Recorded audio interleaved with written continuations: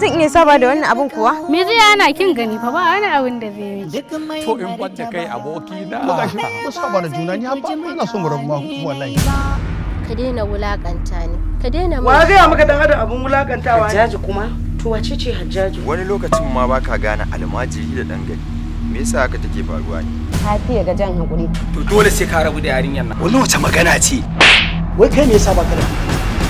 Menene sila? Layi kowa da irin nasa kaddar, layi kowa da irin nasa tafiyar. Tabbas ba a daura wa jakilin zamun doki. Haka zalika kowa da irin nasa silar, kowa da silar sa yake tafiya, wani silar kuma yakan zo ne a hukunce, wani silar kuma yakan zo ne da damarsa. Menene bambancin tsakanin tsakuwa da kuma aya? Tabbas haƙuri shi kadai kai bambance shi. Menene sila? Wannan gari namu ba mu da asibiti. Ba mu da makarantun da yaranmu za su rinka zuwa suna karatu.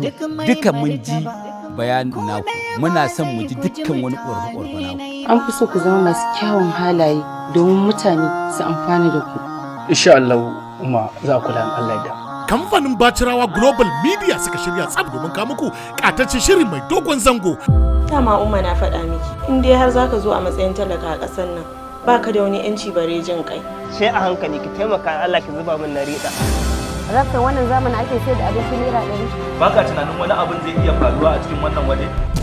Ko baka tunanin za a iya zuwa a yi sata a wajen nan? To yalla bai wallahi matsala aka samu. Daukar yin shirin SY Manager.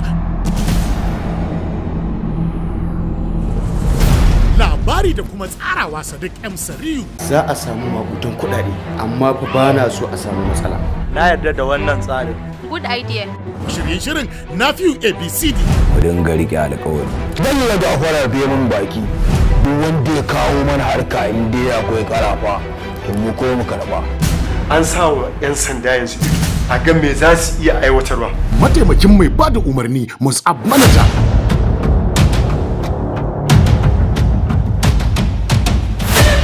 Menene sila? Wanda ya bada umarni Amin Arrahu 747. Menene sila? Wannan shiri zamar kasa kan muku shi duk ranar Lahadi misalin karfe 8:30 na dare. Sai ku subscribe ku danna mana karawa a YouTube channel mai suna Menene Sila Hausa TV. Anan ne kadai wannan shirin zai fara zuwa muku.